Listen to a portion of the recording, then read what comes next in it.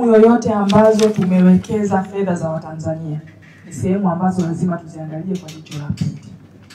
Pamoja na kwamba serikali ya awamu ya 6 Mheshimiwa Rais anapenda sana sekta binafsi na ana maelekezo mahususi kwa sisi wasaidizi wake kwamba lazima tuiangalie sekta binafsi kwa jicho jingine, kwa sababu sekta binafsi inaisaidia serikali kufikisha huduma kwa wananchi wetu, inaisaidia serikali kuingiza mapato. Kwa hiyo mambo kama haya ni lazima tuwe na ushirikiano wa karibu kati yetu sisi, wizara, watumishi wa serikali, mamlaka za wilaya, watumishi walio chini ya wizara na nyinyi, ili zile changamoto zinazoweza kufanywa kazi kwa haraka zifanywe kazi kwa haraka na kazi iendelee. Na sisi kama serikali tuko tayari kutoa ushirikiano wakati, muda na saa yoyote.